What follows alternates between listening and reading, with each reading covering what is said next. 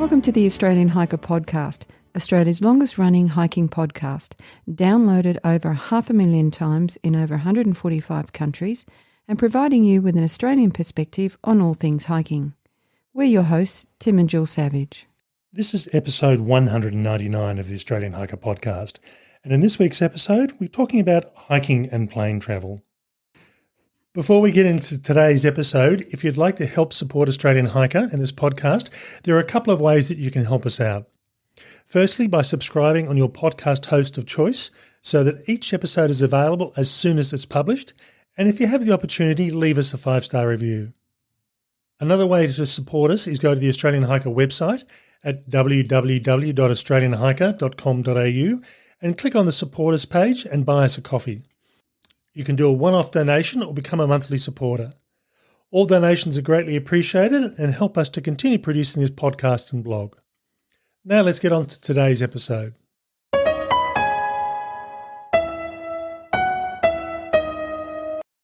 Now, for many hikers, getting to the start of a hike typically involves transport in a car or some other form of public transport, or maybe even a lift from friends. But every so often, as hikers, we decide to go a bit further afield and do a trip that involves plane travel to get to a destination. Trips like the Overland Track, Lara Pinter Trail, Bibbulmun Track, or even travelling overseas, which is starting to look like an option these days. In this instance, though, getting to a trailhead and getting your gear there's some extra logistical considerations to think of. In this podcast episode, we talk about consideration of the hikes that require plane travel and provide tips to help get the best out of not just your hike, but the journey as well. We hope you enjoy. Now, the idea for this podcast came around from a recent trip where I went through this exact process and realised that this is something I've been doing for a number of years, and it's something that I just didn't put much thought into because it had become second nature for us. But I was thinking from a perspective, if you've never actually done this before, it's not a difficult thing to think about and to do, but yeah, there's just additional considerations that you may not have thought of when sort of shipping away from drive to the trailhead as opposed to flying to the trailhead.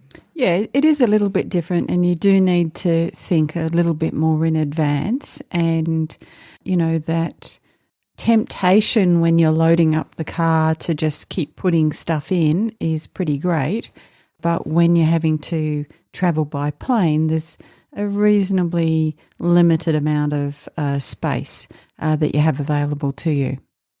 So we're going to go through and look at some considerations that you need to sort of think about when you are heading off on a hike that does involve a plane trip. Now, the first and most obvious one, or it should be the most obvious one, is pack what you need.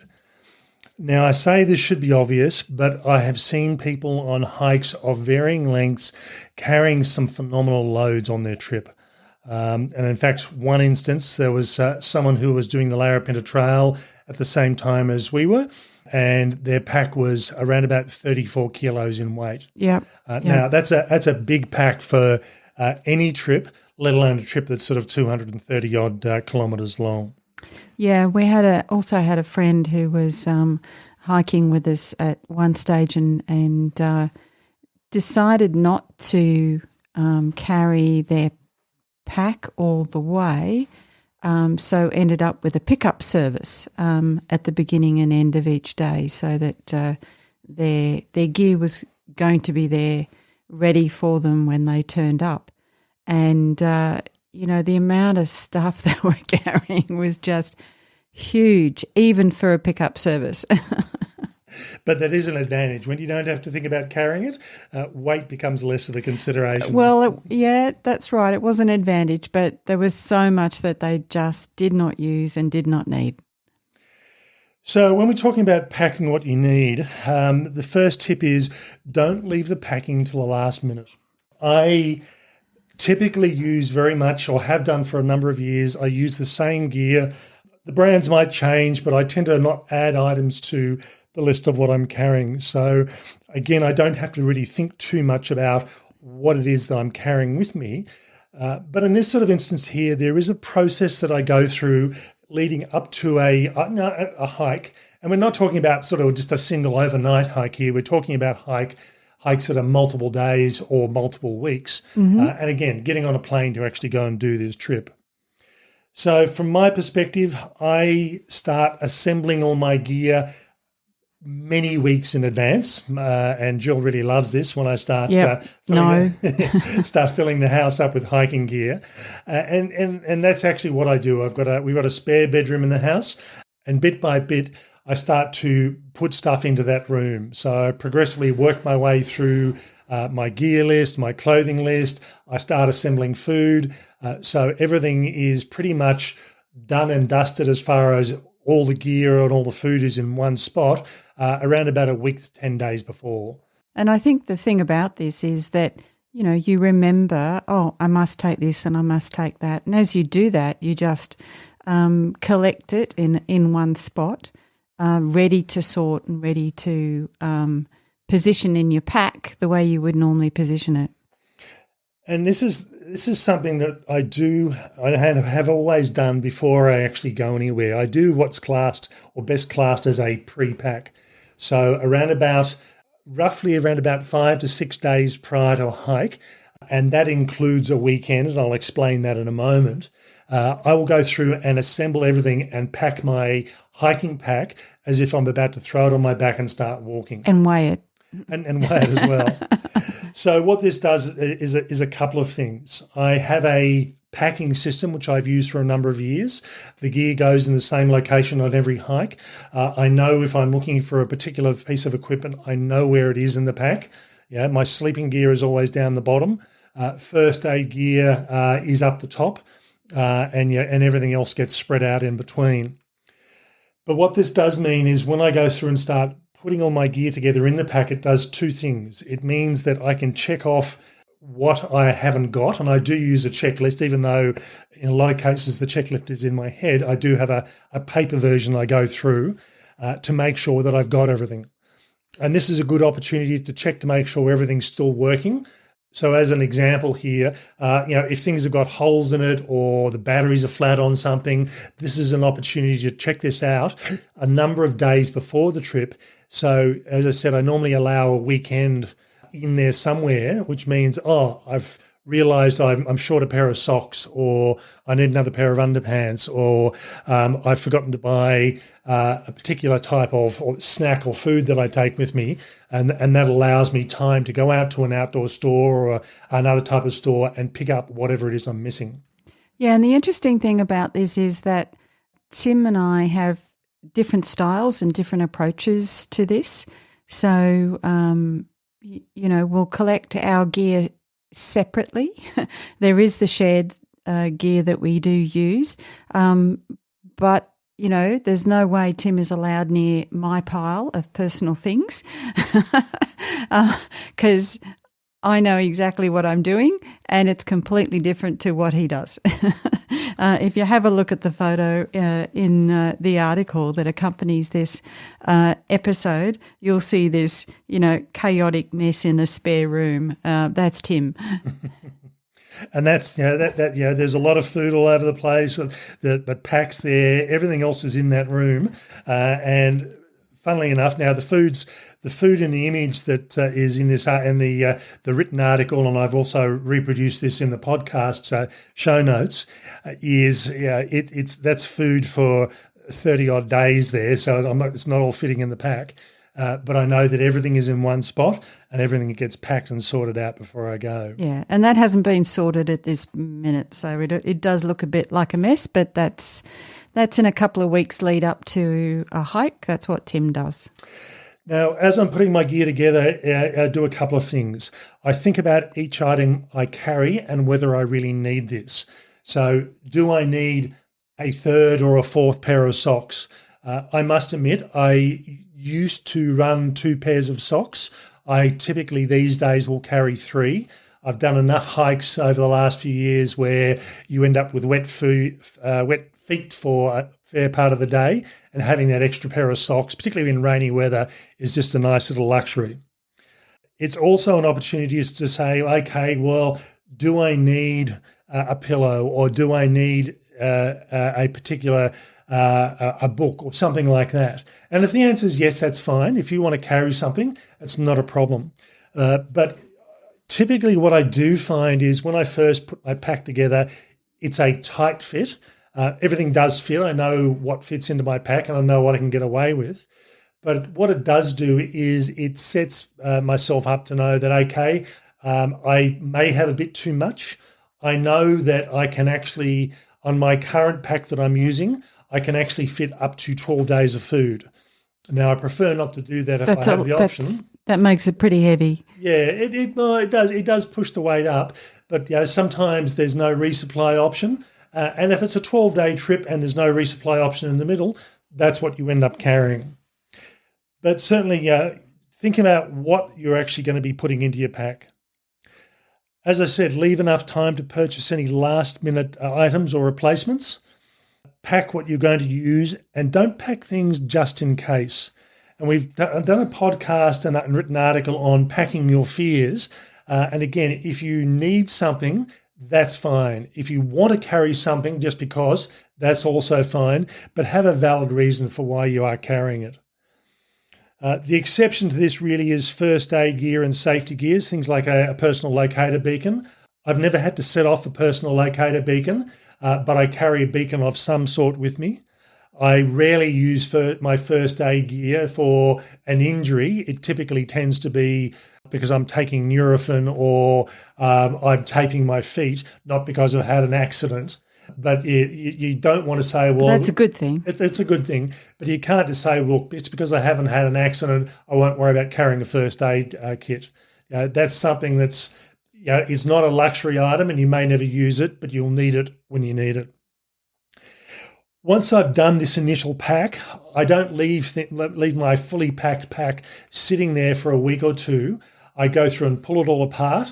And make sure that everything's there. I tend to put it into discrete groups. So my sleep gear goes in one area, my clothing goes in another.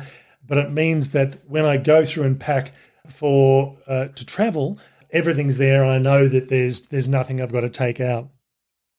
And I think the key takeaway from this particular consideration is packing isn't a last-minute activity, but rather a process done over a period of days or weeks, and just don't leave it till the last minute. Because we are travelling by plane, we're going to move on to dangerous goods. Now, airlines have a list of what they call dangerous or hazardous goods, and there tends to be a list that's pretty consistent almost worldwide, but there are some variations. And these are things that are prohibited from being carrying on a plane altogether due to safety concerns. So stove fuel, certain chemicals as being an example here. Or if they are allowed, there is a limit to the quantity you can carry and the location it is carried. And I'll use as an example here, batteries and a knife. So you cannot carry a knife on a plane, at least not in Australia, and many countries are the same. So that needs to be packed in your checked baggage. Batteries are similar. All batteries should go in your cabin baggage. Typically, if they go into the baggage hold, they potentially, particularly things like lithium batteries, have the potential to explode or catch fire. And I must admit, I do not want to leave an iPad or a computer in the cargo hold of a plane. It doesn't do the electronics very good, so that always comes with me on the plane as well. But you need to check with your individual airline, and you also need to check in the destination countries you're heading to. So if you're flying, as an example, when we did Bhutan in 2012, we flew into Thailand, and then from Thailand we flew to Bhutan. So we had different considerations, which were very similar, that we had to make sure we were aware of as far as what was a dangerous good and what was a prohibitive good. So as mentioned, things like batteries, stove fuels, knives, and the thing I learned the hard way just recently was duct tape, and I'll explain the duct tape in a moment. But you are not allowed to carry duct tape on a plane in Australia, and the explanation that was given to me was that I could randomly decide to attack someone on the plane and tie them up. So I thought, okay, yes, that's a valid point. I don't know if I've ever heard it happening. But I don't know how easy it is to hold someone down while you've got your hands, one end of the roll of tape and the other end on the sticky end, and you're having to cut the duct tape with your teeth. Isn't that how you do it? And anyway, I reckon you got to be pretty good, but no doubt someone's done it at some point in time. And as I said, I will explain the duct tape story a bit later on in this episode. What you can do is if you go online, both Qantas and Virgin, which are the main airlines in Australia, as well as the other smaller regional carriers, they will have a page titled Dangerous Goods or Hazardous Goods, and it will explain in detail what you can and can't carry on the plane, and it is something to be aware of. There's nothing more embarrassing than thinking, I'll just pack my gas canister on the plane, and then it gets taken away, and all of a sudden you've got to think quickly about what you do for replacing it at the next your next destination. From here is Resupply Options. We've talked about resupply for hiking previously, but really this is one of these sort of things that when you get in the car and drive somewhere, so we live in Canberra, which is surrounded by the state of New South Wales. I can get in the car, drive somewhere with all my food packed and ready to go. Or in the case of the human hovel track, we went out about a week before and we cached food. We hid food in the bush. In another instance, we dropped food off at one of our accommodation spots along the way. And in this case here, you've still got to think about what you're going to do for resupply, but the biggest consideration tends to be if you are flying in somewhere, quarantine restrictions between states or if you're travelling overseas may limit what you take. So in a lot of states in Australia, not all, you are unable to take fresh fruit, as an example. You'll get into the airport and there are bins to drop off fresh fruit if you've got it with you. Now, you can always decide, I'll just ignore that and just carry it through. Now, there's two risks here. One is you could get caught and get fined. The other one is you could introduce a disease into the local agricultural area of that state. So doing it for the sake of doing it, you're better off just not thinking about it. Many states will allow you to carry dried fruit, but they tend to limit you to commercially prepared products. Yeah, so sealed, I think, is probably also the key point there too. Yeah, so I must admit, when I do like making dehydrated fruit on my hikes, but if I'm travelling interstate or overseas, I don't tend to use that. And what that means is that at the end of my trip, when I get there, I'm going to have to allow some time to stock up on particular food. Freeze-dried food, commercial freeze-dried food tends not to be an issue. But again, home-dried food or dehydrated food that you've done at home may, and I do say may, potentially be an issue. And it's better to be safe than sorry and not worry about that and just stick with the freeze-dried food that is commercial. When you get through the airport, they can see that it's a commercial product, it's sealed, and you'll have less of an issue. But I would actually recommend you check, if you are travelling overseas, what the import requirements are and what they will allow you to bring, just to be on the safe side. So I think the key takeaway for me on this one is always check with your destination, state or country on the requirements for the import of food. In that sort of instance as well, you also may decide to post ahead your food resupply, and that might be a better option. And so you may find that you may not physically be able to carry food for a 30-day trip. You're going to have to post ahead rather than doing caching, which means, driving to a destination and dropping off food. From here, we start talking about luggage. In this case, we're talking about the checked baggage. This is the bulk of your gear that's going to be going inside the baggage cabin of the airplane, underneath where everyone's sitting typically.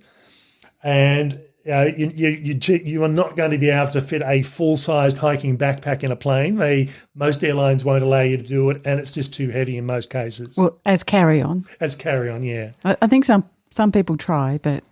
And I have been on airlines where you could quite comfortably get away with it, but again, it's a risk. So I've seen fully loaded backpacks go into the baggage hold of a plane, and there's a couple of risks with this. Typically with hiking backpacks, as opposed to travel-style backpacks, the straps tend to be loose, and even if you tie them up, they're still not fully sort of enclosed and tucked away. They can get caught on other things. They can get torn or damaged. You've got lots of little zip pockets and pockets around the place, which may not be overly secure. So it's a risk.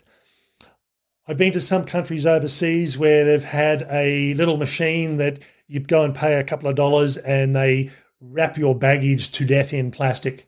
Now, it helps to protect the baggage. It helps to make sure that no one's tampering with it in any way. But particularly things like hiking backpacks, it means you can plastic this thing up and it's fully sealed and it's not likely to be damaged.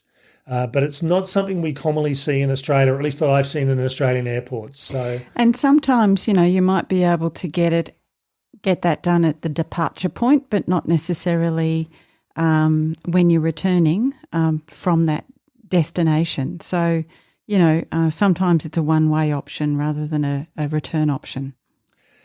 So in this sort of instance here, what Jill and I do is we use duffel bags. Now, duffel bags are basically these large bags that you tend to carry sporting equipment in or carry big, bulky sets of clothing. For most people, you can probably fit almost your entire clothing wardrobe in these sort of things. We typically will use duffel bags that are 100 to 120 litres in size. It sounds a lot, but when you're loading a pack, and it often tends to be the length of the pack tends to be the dictating feature here. I can get away with something that's slightly smaller. So in this instance here, I use the simpler duffel style bags. I don't go for the really full-on option up ones with wheels and everything else. It tends to be just these plastic material, waterproof. Flexible, with just a set of handles and a zip. And in this instance here, you put the pack on the bottom. You don't put a fully loaded pack in. The pack goes in empty on the bottom, and then everything else goes in on top. And I find that I did that on my recent trip. I used a pack going one direction and a pack going another, and I'll explain how that works in a moment. What I do in this instance is that I'll go through and pack all my gear into my duffel bag. That will go into the baggage hold of the plane. When I get there, I'm staying somewhere at night time. I'll get to my hotel. I'll go through and pack my pack ready to start the hike the next day. I then go through and take my duffel bag, and this is where the duct tape comes in. I carry a roll of duct tape with me, and I will duct tape this thing to death. So it's scrunched down into a really small size. I'll typically be organised, and I'll have a prepaid post bag that'll take sort of 5 to 10 kilos, costs about $15 to $20, and I'll put this bag in there. It ends up being an odd-shaped bag, but the rules are if it fits in there, they'll post it, and I'll just return it. I'll stuff it into the a post box nearby, either that night or the next morning. So you do need to find a post box that's got one of the ones for parcels where you can actually get that little fold-out door that you put parcels into. And then push really hard. Yeah. We've done this for a number of years, and I've done this on a number of trips, and it works really well. Now, where the bag goes to can vary. So in the case of Lara Pinter Trail, we didn't actually send it back again. We put everything in a duffel bag. We went to our hotel. We left the bag there in store because we were coming back to the same hotel at the end of the trip. So it meant that we could leave travel clothes, anything we didn't particularly need with us while we're on the hike. For a number of hikes where you're starting off in one destination, one location, and finishing in a totally different location, you can either send the duffel bag ahead to where that destination is. So in the case of, say, the Bibbulmun track, I knew where I was staying at the end of the hike, and I ended up sending the bag onto that destination, and it was ready for me when I got there. Alternatively, I could actually send it back to Jill and either buy another bag at the end of it. Now, it's an additional expense by doing that, but it means that your expensive hiking backpack is going to stay in good condition. But if you can get yourself organised and the logistics allowed, and you know where you're staying, it's just as easy to send it to your final destination before you get back on the plane again. I've been using this sort of method for about 15 years, and it tends to work very well. The thing I'd say here is avoid really heavy duffel bags. Typically a 100, 120 litre plastic style duffel bag will weigh around about 2.5 kilos. So it's not a huge weight. It'll go through the post fairly easily, and you're not carrying at the end of it. From here, we move inside the plane into a carry-on baggage. Now, there are always things that you are going to need to carry with you on a plane. This includes things like your wallet. If you're carrying battery packs, they cannot go in the cabin hold of the plane. They need to go in the plane itself. Cameras, again, you don't want to stick your camera in the baggage hold of the plane. It's going with you. In my case, I typically carry a small iPad. That goes with me on the plane. So you need something to put it into. And I've used two different methods over the years to deal with this. One I tried this recently, and I won't do it again, was just carrying a plastic bag. And the idea with this was I can throw this thing out. I can throw this thing out if need be. And the problem with that was I didn't have any way to secure the top. I felt paranoid about losing stuff out of this because my wallet and everything else was in there as well. You look like a homeless man with your plastic bag on a plane. Sorry. So, it's. I tried it once. I'll never do that again. What I do tend to use is there is a number of companies like Osprey and Cedar Summit that produce these really, really lightweight stuff packs, they're called. And the one I use, I was showing the written article, is the Osprey stuff pack. It weighs about 90 grams. I actually take it with me on a hike, although if need be, I could always send that back home as well. But I find that particularly when I'm doing a long hike and I've got to go into a town and pick up food resupply, having that little backpack is quite handy, and it weighs almost nothing. So it's become part of my fixed gear for hiking, and it works quite well. And looks better than the plastic bag. It does, yeah. Now, travel clothing. Again, there's a couple of options and alternatives here, and really how you manage your travel clothing is going to depend on the type of trip you're doing. So I'll start with Lara Pinter Trail, which I mentioned just previously. Because we were going to a hotel, staying there a night, and in fact we ended up staying there 2 nights beforehand. We used one day to resupply. We ended up travelling in fairly decent, comfortable leisure clothes because we knew we were having a couple of days at the end of the trip just to relax, and we didn't want to be hiking in dirty clothes that we'd been using on the hike. Yeah, it's a bit antisocial going to dinner, isn't it, in your grubby hiking gear that you've been wearing for 2 weeks. You can do it, I guess, but... Yeah, so in that instance, we actually took a pair of decent travel clothes. That's what we travelled home in, and they were relatively clean and fresh and didn't stink like our hiking clothes did. For many of my hikes, if I'm just getting from point A to point B and I'm staying in a hotel for just the night and travelling off the next day and doing the same at the other end, I'll wear my hiking clothes to my destination. And, really all you're doing is adding an additional day, maybe 2 days worth of travel time. When you're doing 6 or 7 days, the smell is going to be no worse by adding a couple of extra days to it.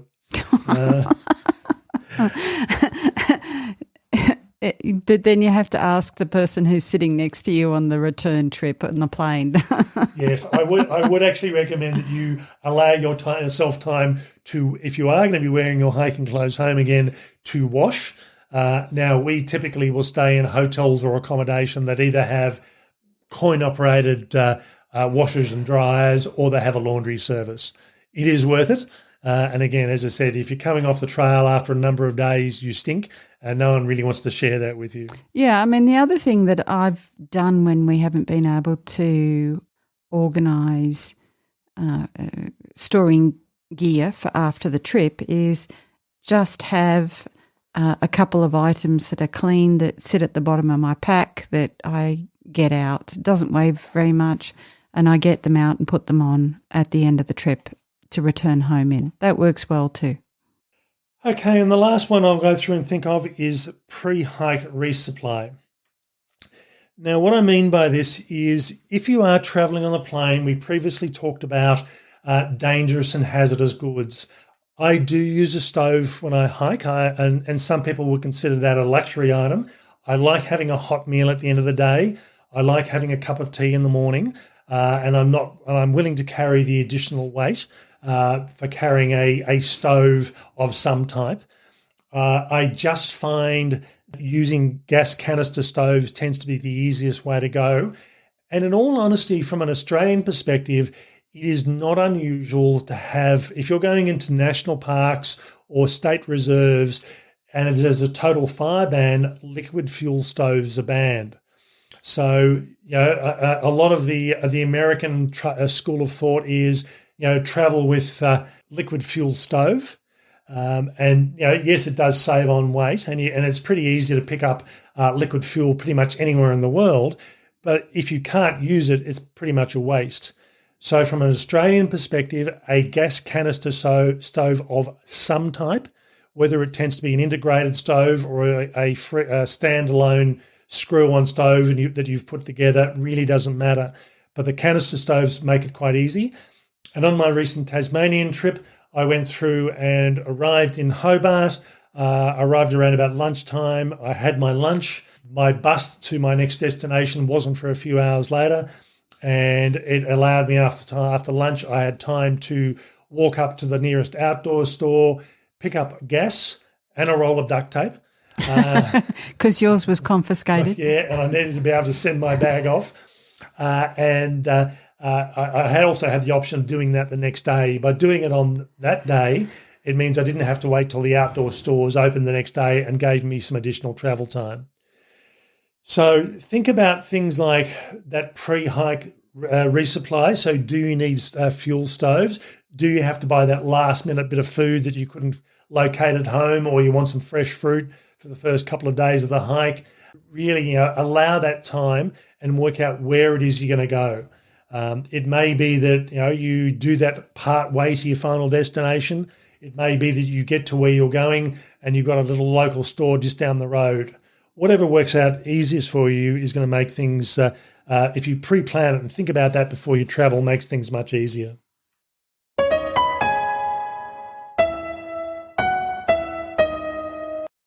Okay, so just to finish off, for seasoned travellers, plane travel tends not to be something that people tend to think about too much.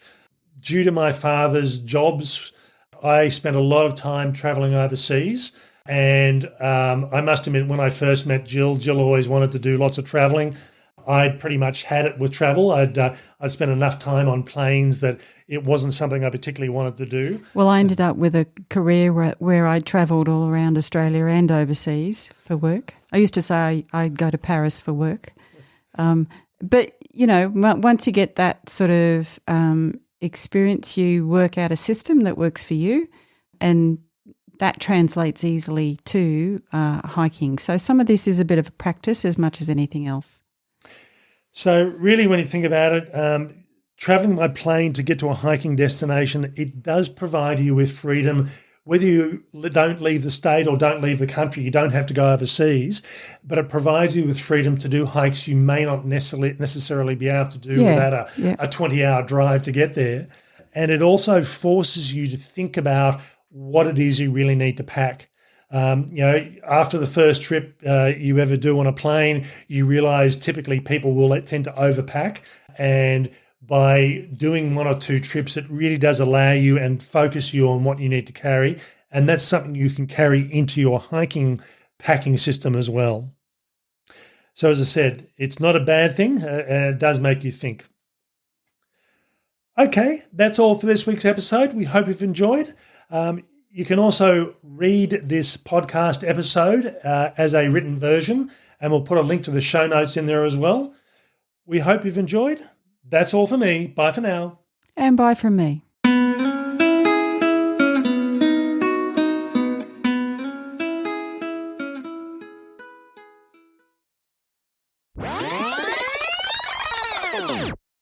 And these are things that are prohibited on. This is the bulk of your gear that is going to be going inside the cabbage hot. They cannot go in the cabbage